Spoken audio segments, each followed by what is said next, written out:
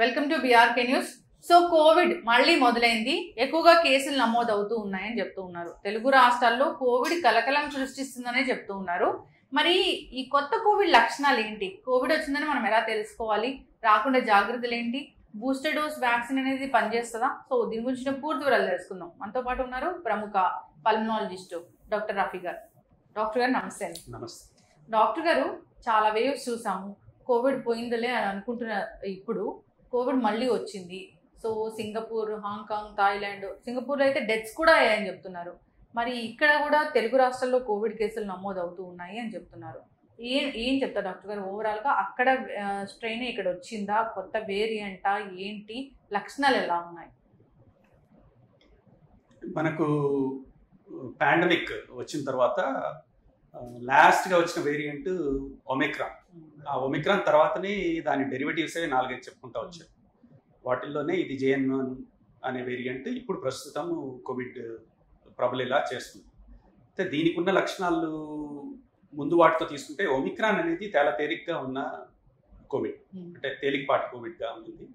దాని డెరివేటివే కాబట్టి ఇది కూడా కొద్దిగా తేలిగ్గానే ఉండాలనేది. కాకపోతే ఈ సీజనల్గా వచ్చేటప్పుడు ఈ మ్యూటేషన్స్, ఏదైనా మ్యూటేషన్స్, జెనెటిక్ మార్పులు కానీ జరిగి, జన్యుపరమైన మార్పులు జరిగి ఏదైనా దాని తీవ్రత పెరిగే అవకాశం ఉంటుందా అనే దాంట్లోనే మనకు కొద్దిపాటి భయం అనేది ఉంటుంది. ఇప్పుడు సింగపూర్లోను, తాయివాన్ అక్కడ మనం చూసింది ఏంటంటే యూజువల్గా ట్రాన్స్మిసబిలిటీ చాలా ఎక్కువగా ఉంది. ట్రాన్స్మిసబిలిటీ అంటే ఒకరి నుంచి ఇంకొకరికి అంటుకోవడం అనేది త్వరగా జరుగుతూ వస్తుంది.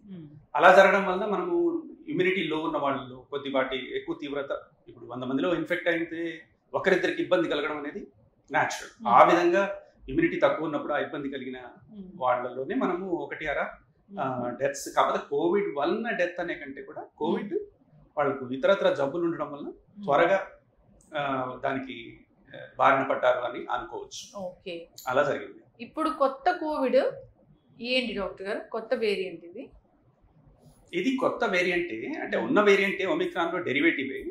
కాకపోతే ఏంటంటే ఈ వేరియంట్ వచ్చిన దాంట్లో ట్రాన్స్మిసిబిలిటీ అనేది కొద్దిగా ముందు మీద కొద్దిగా సీజనల్గా దాని యొక్క పరిపక్వం చెంది కొద్ది త్వరగా వ్యాప్తి చెందేలాగా జరుగుతుంది. లక్షణాల పరంగా అయితే మాత్రం అవే లక్షణాలు ఉన్నాయి.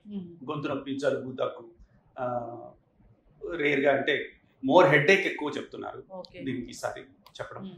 ఇంకోటి వాసన లేకుండా పోవడం అనేది ఒక లక్షణంగా చూసాం కోవిడ్లో.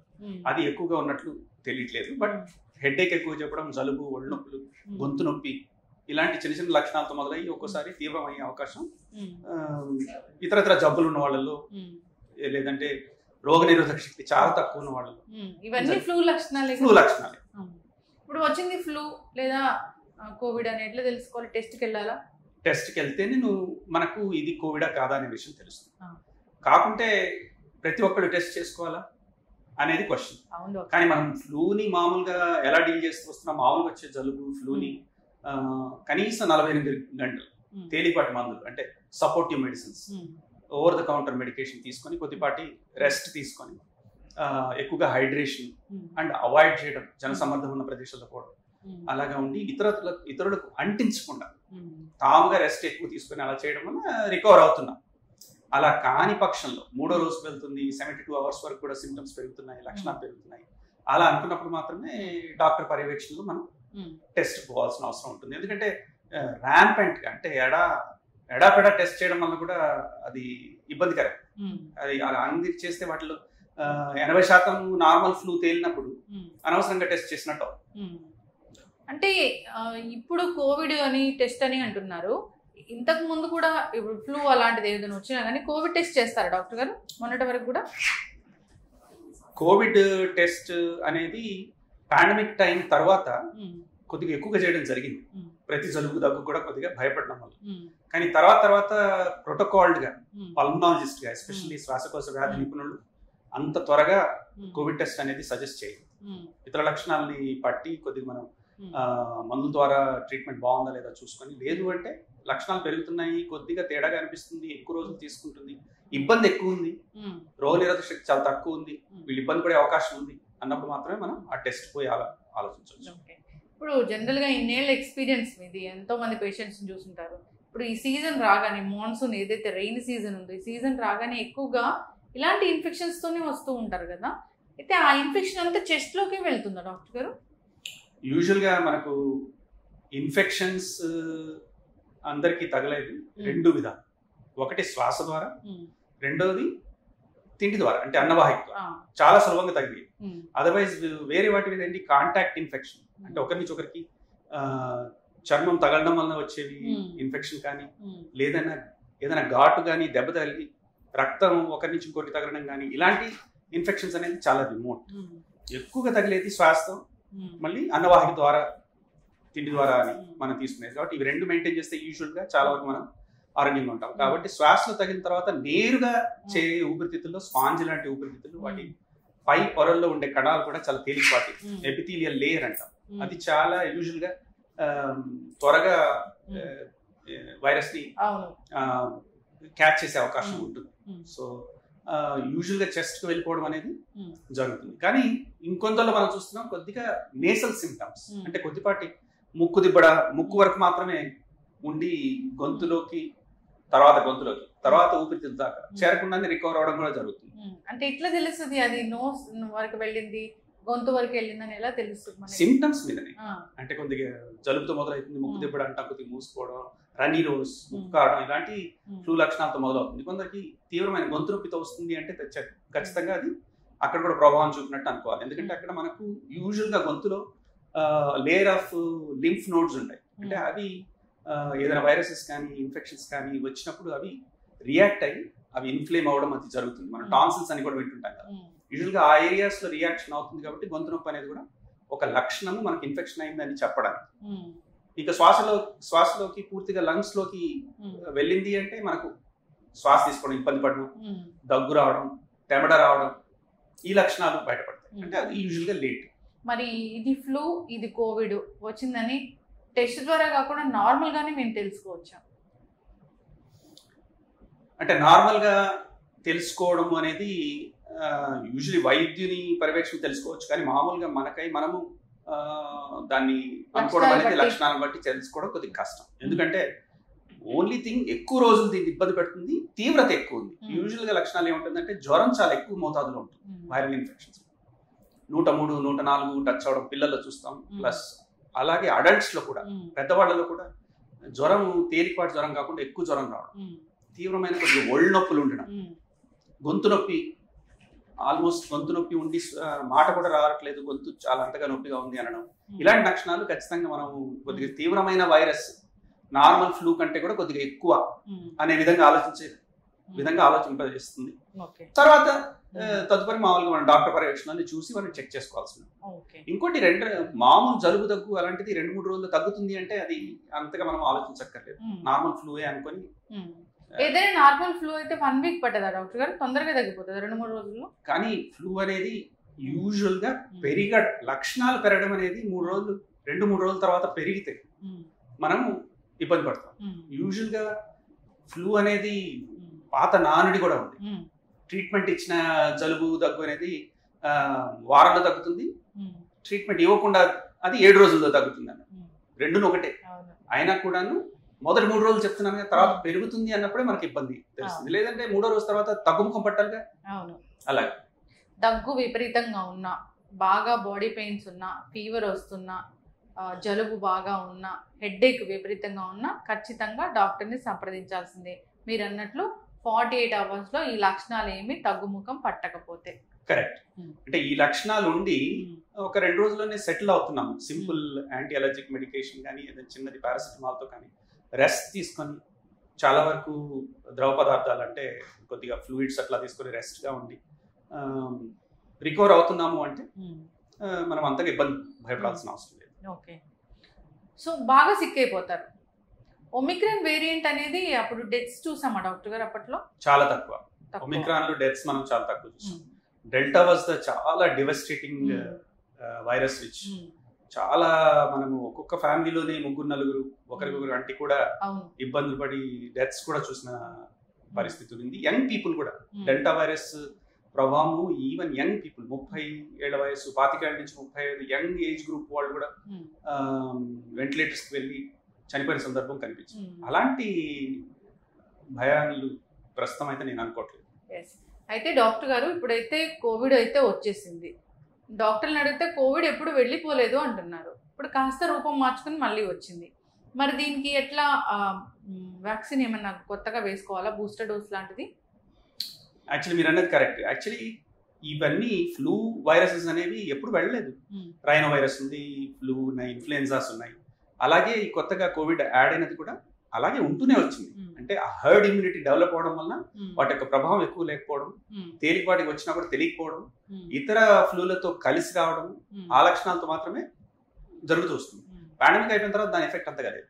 అయితే వీటికి మనము వ్యాక్సిన్ తీసుకోవాలా అనేది లక్షణం ఏంటంటే, ఇప్పుడు యాక్చువల్లీ పాండమిక్ తర్వాత వ్యాక్సిన్ యొక్క అవసరం ఎక్కువగా ఉంది. ఇప్పుడు అంత మోతాదులో ఇప్పుడు వ్యాక్సిన్ అవసరం పడేలాగా కనబడట్లేదు. ఎందుకంటే హర్డ్ ఇమ్యూనిటీ అనేది ఓవరాల్ గా వరల్డ్ పాపులేషన్ లో పెరిగింది. మనం ఇబ్బంది ఇప్పుడు చూస్తున్నది ఎందుకు అంటే, ఈస్టర్న్ సైడ్ లో వాళ్ళు చాలా ప్రొటెక్టెడ్. సౌత్ కొరియా తీసుకోండి, సింగపూర్ తీసుకోండి, వీళ్ళు చాలా ఎక్కువ ప్రొటెక్షన్ తీసుకున్నారు రాగానే కోవిడ్ టైంలో. అలాంటప్పుడు ఏంటంటే అంత హర్డ్ ఇమ్యూనిటీ అంత ఎక్కువగా డెవలప్ కాలేదు. అందు గురించి మనకు ఎక్కువ డెవలప్ అయింది. సో ఆ విధంగా మనకు ఎక్కువ కనబడట్లేదు. ఓకే, సో ఎక్కువ కనబడట్లేదు, కానీ జాగ్రత్తలు అయితే ఖచ్చితంగా తీసుకోవాల్సిందే. వృద్ధులు, చిన్నపిల్లలు, రోగనిరోధక శక్తి తక్కువ ఉన్న వాళ్ళు, అంటే ఇప్పుడు renal transplant patients, bone marrow transplant patients, లేదంటే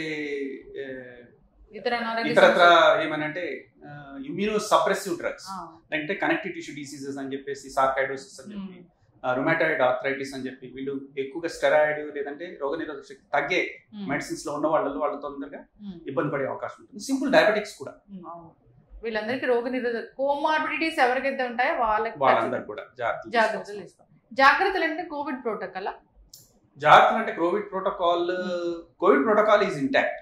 మీకు ఇబ్బంది పడుతున్నామంటే ఇంటి నుంచి మొదలవుతుంది. అది మాస్క్ ధరించాలి, జనసమ్మర్ద ప్రదేశాలను అవాయిడ్ చేయాలి, కొద్దిగా మీరు ఇతర మీ ఇంటి ఫ్యామిలీ మెంబర్స్ తగలకుండా కొద్దిగా ప్రొటెక్టివ్ గా ఉండాలి, క్లీన్ హ్యాండ్స్ అంటే శుభ్రత పాటించాలి. ఇవి చిన్న చిన్న అనేది మనం మామూలుగా రొటీన్ గా మన జీవితంలో అనుసరించాల పద్ధతుల్లోకి ఇప్పుడు మనం వచ్చేసాం. అంతేకాని భయపడి బొత్తిగా అసలు ఇంటికి అట్లా అవ్వాలని అయితే లేదు. కాకపోతే క్రౌడ్ లోకి వెళ్లకుండా ఉంటే, మాస్ గ్యాదరింగ్స్ అలాంటివి లేకుండా ఉంటే మంచిది. ఇప్పుడు రెస్పాన్సిబిలిటీ ఏం పెరుగుతుందంటే, తేలిపాటి ఇన్ఫెక్షన్ అనిపించినా కూడా వాళ్ళు ఇతరులకు అంటించకూడదు అనే ఒక సంస్కృతి నేర్చుకోవాల్సిన అవసరం. ముందుగా అలా లేదు, ఇప్పుడు అవసరం. జలుబు వస్తే ఇంట్లో నానమ్మ అమ్మమ్మ ఉంది, కాలేజ్ కి పోయింగ్ యంగ్ కిడ్స్ ఉన్నారు, టీనేజర్స్, వాళ్ళకు ఇబ్బంది పడరు. వాళ్ళు 2-3 రోజులు మంచిగా అవుతారు, కానీ they should have the responsibility of అట్లా. అలాగే చిన్న పిల్లలు, లిటిల్ వన్స్ ఆల్సో ప్లే స్కూల్కి వెళ్ళి వస్తారు, చాలా తొందరగా స్ప్రెడ్ అవుతుంది వాళ్ళు. They can give it to the grand parents. ఇప్పుడు ఒకసారి ఏదైనా జబ్బు వచ్చి తగ్గిపోతేనే మనకి ఇమ్యూనిటీ వస్తుందా ఇలాంటి ఇన్ఫెక్షన్స్ అయితే? మోస్ట్లీ ఫ్లూ ఇన్ఫెక్షన్స్ లో అలాగే వస్తుంది, ఇమ్యూనిటీ డెవలప్ అయ్యి. అంటే ఇన్ఫెక్షన్ వచ్చి తగ్గడం అనేది ఒక విధమైన టీకా లాంటిది. కానీ అట్లని చెప్పి మనము ఇన్ఫెక్ట్ అయ్యి ఎక్కువగా ఇబ్బంది పడి, మనం కోవిడ్ లో చూసిన లక్షణాలు ఏంటంటే ఫైబ్రోసిస్, లంగ్ ఫైబ్రోసిస్ అని వెంటిలేటర్కి వెళ్ళి అట్లాంటి ఇబ్బంది పడి మనం రికవర్ అయిన తర్వాత అది మన రోగనిరోధక శక్తి వచ్చింది అని చెప్పుకోవడానికి లేదు కదా. ఊపిరితిత్తులు ఆల్రెడీ దెబ్బతిన్నాయి. అలాంటి పరిస్థితి రాకూడదు కాబట్టి వ్యాక్సిన్ అనేది అప్పుడు సజెస్ట్ చేస్తాం. ఈ ఊపిరితిత్తులు తినడం అనేది అప్పుడు కోవిడ్ లో చూసాం కదా డాక్టర్ గారు, అది ఎందుకు ఇంకా ఆ ఊపిరితిత్తులు రికవర్ అవ్వకుండా ఇంకా అదే కంటిన్యూ అవుతూ ఉంది, ఇన్ఫెక్షన్ ఎక్కువగా ఉంటుంది వాళ్ళలో, మళ్ళీ రికరెంట్ ఇన్ఫెక్షన్ కి గురవుతూ ఉన్నారు, ఎందుకు పూర్తిగా తగ్గించలేకపోయాము? అదే అంటే యూజువల్ గా ఆల్మోస్ట్ ఒక 10% ఆఫ్ ద పాపులేషన్ కోవిడ్ టైంలో మనం చూసింది ఏంటంటే ఎంతో కొంత ఊపిరితిత్తుల్లో మార్పులు జరిగాయి. అంటే లాంగ్ కోవిడ్ సిండ్రోమ్ అని చెప్పాము, వాళ్ళు తర్వాత కూడా ఇబ్బంది పడ్డాము, తర్వాత వాళ్ళు ఆస్తమా లాగా బిహేవ్ చేయడము, ఇన్హేలర్ అవసరం పడ్డాము, ఎక్కువ శ్రమ చేస్తే అంటే ఎగ్జర్షన్ చేస్తే బ్రెత్లెస్నెస్ అంటే శ్వాస ఇబ్బంది పడ్డం, ఇవి జరిగాయి. అంటే ఒక విధమైన మార్పులు వచ్చాయి. ఆ విధంగా వాళ్ళల్లో శ్వాసకోశ వ్యాధి ఉన్నట్లుగా ఇన్హేలర్స్ వాడడం కానీ, వేరే ఇతరత్ర వాడడం కానీ, ఇన్హేలర్స్ కూడా నార్మల్ వ్యాక్సినేషన్స్ అనేది కూడా ఎక్కువయ్యాయి. Regular flu vaccine, regular pneumonia vaccine కూడా ఇవ్వాల్సి వచ్చింది ఒక ఏజ్ గ్రూప్ వాళ్ళకి. సో ఇది లక్షణాలు పూర్తిగా నార్మల్ అవడం అనేది చాలా వరకు పాపులేషన్ అవుతుంది. కొద్దిపాటి పాపులేషన్లో కొద్ది ఎఫెక్ట్ అయ్యి ఆ రెసిడ్యూల్ ఎఫెక్ట్ అంటే ఆ మిగతా కొద్దిపాటి దెబ్బతిని బిగుతుగా ఆయన ఊపిరితిత్తులాగా మిగులు ఉండడం అనేది జరిగింది. ఎస్ ఖచ్చితంగా డాక్టర్ గారు.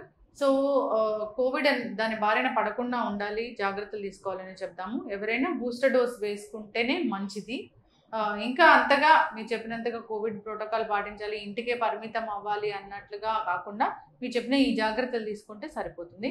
ఏదైనా ఇన్ఫెక్షన్ వచ్చి 2 రోజుల కన్నా ఎక్కువగా ఉంటే డాక్టర్ని అయితే సంప్రదించాలి. చక్కగా చెప్పారు డాక్టర్ గారు. బూస్టర్ కూడా నేను ఒక మాట చెప్పదలుచుకున్నాను. బూస్టర్ కూడా రోగనిరోధక శక్తి తక్కువ ఉంది, కోమార్బిడ్ కండిషన్స్ ఉన్నాయి, అలాంటి vulnerable population like renal transplant, connective tissue diseases, ఇట్లాంటి ఇమ్యూనిటీ లో డ్రగ్స్ అట్లా ఉన్న పాపులేషన్ లో మాత్రమే మనము వ్యాక్సిన్ సజెస్ట్ చేయొచ్చు. నార్మల్ గా అందరికి వ్యాక్సిన్ అనేది ఇప్పుడు బూస్టర్ అవసరం లేదు. ఓకే, మరి ఇక్కడ ఎక్కడ అంత మీరు చెప్తున్నారు నార్మల్ గా ఉంది, ఎక్కువగా లేదు అది. మరి సింగపూర్ లో కూడా వచ్చిన వేరియంట్ ఈ ఒమిక్రాన్ వేరియంటే కదా, అలా గుర్తించామా? ఎందుకు డెత్స్ జరిగాయి? డెత్స్ జరగడానికి కారణం ఐ థింక్ వాళ్ళలో నేను అనుకోవడం హెర్డ్ ఇమ్యూనిటీ లేకపోవడం వల్ల కొంతమంది వల్నరబుల్ పాపులేషన్ చాలా ఎక్కువగా ఇంపాక్ట్ అయింది అని అనిపిస్తుంది. ఇంకా దీంట్లో యాక్చువల్ గా నిశ్చితంగా చూస్తున్నారు, వీటిలో కూడా 2-3 వేరియంట్స్ కనబడే అవకాశం ఉంది.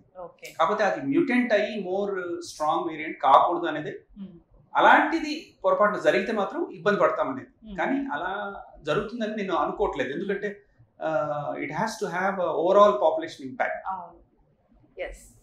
ఏదేమైనా ఇమ్యూనిటీ అయితే మనకు ఉందనుకోవాలి, జాగ్రత్తలు అయితే తీసుకోవాలి. డాక్టర్ గారు మీరు చెప్పినట్లుగా సో ఇన్ఫెక్షన్ ఎక్కువ కాలం ఉంటుందన్నప్పుడు మళ్ళీ చెప్తున్నాము, డాక్టర్ దగ్గరికి ఖచ్చితంగా వెళ్లాల్సిందే. చాలా మంది కూడా ఈ ఓవర్ ద కౌంటర్ మెడికేషన్ అనేది వాడుతూ ఉంటారు, స్టీమ్ ఇన్హలేషన్ కూడా తీసుకుంటూ ఉంటారు. మంచిదేనా డాక్టర్ గారు అది? స్టీమ్ ఇన్హలేషన్ ఒక విధంగా, స్టీమ్ ఇన్హలేషన్ ఎప్పుడు ఉపయోగపడుతుంది అంటే స్టఫ్డ్ ఎయిర్వేస్ అంటే బ్లాక్ అయ్యి ఇబ్బంది పడుతున్నాం, నోస్ నుంచి లోపల శ్వాస నాళం వరకు కూడా మ్యూకస్ తో బ్లాక్ అయ్యి ఇబ్బంది పడుతుంటే స్టీమ్ యూజ్ అవుతుంది.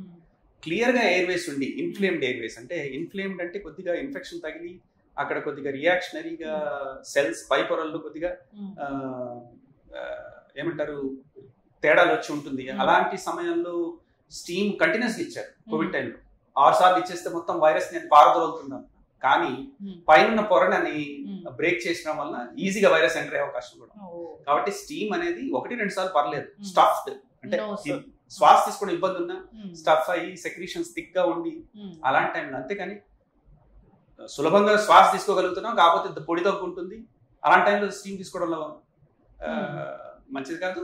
స్టీమ్ కూడా మల్టిపుల్ టైమ్స్ మంచిది కాదు. ఇప్పుడు కోవిడ్ లో పొడి దగ్గే చూస్తామా మనం?